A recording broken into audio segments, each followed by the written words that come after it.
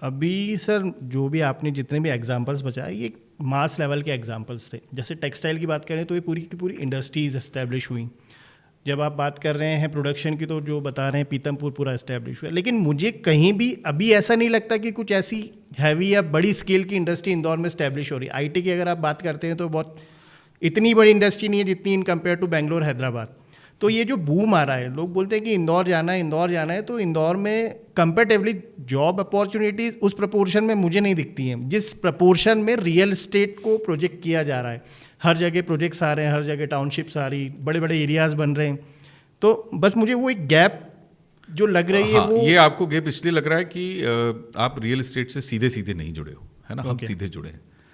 तो मैं आपको पिछले 3 साल का डेटा देता हूँ कि इंदौर में जो माइग्रेशन आया है, आपके कोविड की वजह से एक वर्क फ्रॉम होम पॉलिसी आई थी, है ना। तो उसकी वजह से आईटी के काफ़ी सारे मतलब करीब 100-150 प्रोफेशनल्स को तो मैंने प्रॉपर्टी दी है, जिन्होंने अगर वो बेंगलोर पुणे में शायद 2 BHK में रह रहे होंगे तो यहाँ 3 या 4 या 5 बेडरूम उन्होंने प्रॉपर्टीज ली। ओके, डबल या ट्रिपल कंपेरेटिवली रेट, क्योंकि दोनों से हाँ कि वहाँ पे जो अगर वहाँ वो 3 बेडरूम अफोर्ड कर पा रहे थे तो यहाँ पे 4 बेडरूम उन्होंने उसी कॉस्ट में ले लिया।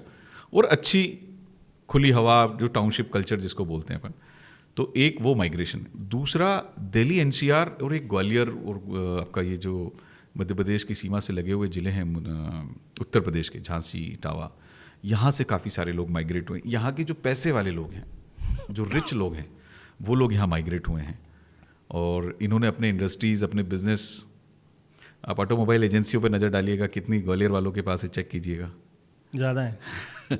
ये सब वहाँ से माइग्रेशन आ रहा है। ओके, ये बड़े लोग हो गए।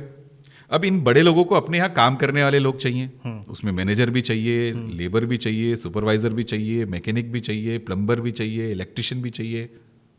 तो कह सकते हैं सर ये अभी रिटेल रिवॉल्यूशन के कारण इंदौर में रियल एस्टेट ग्रो कर रहा है। अब क्या हो रहा है, कंफर्ट, हम हर जगह कंफर्ट देख रहे हैं। वी आर लुकिंग एवरीवेयर, है ना। आप अपनी निजी जिंदगी में डालें, रात को सोने से लेके सुबह उठने तक और दिन भर जो आपकी दिनचर्या है, तो आप पाएंगे कि आप हर जगह कंफर्ट ढूंढ रहे हैं। बिल्कुल।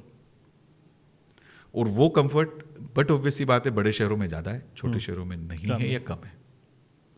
तो उस कंफर्ट की तलाश में ये माइग्रेशन बढ़ रहा है, अपॉर्चुनिटीज़ की तलाश में ये माइग्रेशन बढ़ रहा है। क्योंकि मैं बहुत छोटा सा एग्जांपल लेता हूँ आपसे कि चलो देवास तो इंदौर की सरपरस्ती में है, इंदौर देवास में कोई फ़र्क नहीं, इंदौर उज्जैन में कोई फ़र्क नहीं, इंदौर महू में कोई फ़र्क नहीं।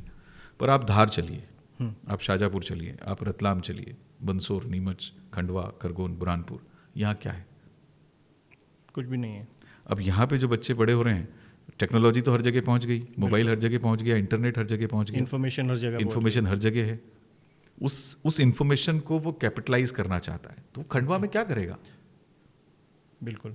अगर वो एक IT प्रोफेशनल बनना चाहता है तो वो कहाँ जाएगा? अपॉर्चुनिटी खंडवा में तो नहीं है। तो वो उस अपॉर्चुनिटी की तलाश में यहाँ आएगा। अब मुझे इंडस्ट्री लगानी है, अब मैं खंडवा में जाके इंडस्ट्री लगाऊं और माल बेचने इंदौर आऊं, तो मैं क्या करूंगा कि मैं इंदौर के आसपास ही इंडस्ट्री लगाएंगे इंडस्ट्री, क्योंकि मुझे यहाँ से एक्सपोर्ट की सुविधा है, यहाँ पे होलसेल व्यापारी हैं।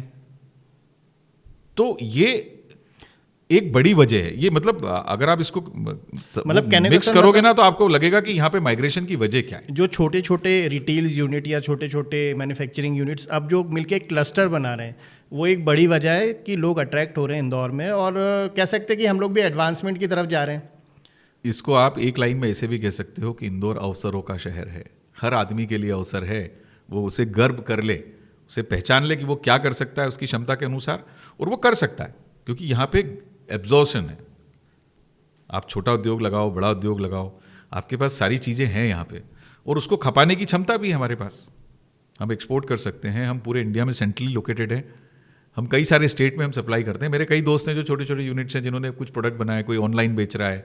ऑनलाइन से काफ़ी एक ट्रेंड, एक बहुत बड़ा, मतलब ये सेगमेंट अछूता है, लोगों को पता ही नहीं इंदौर से क्या क्या सप्लाई हो रहा है। बिल्कुल।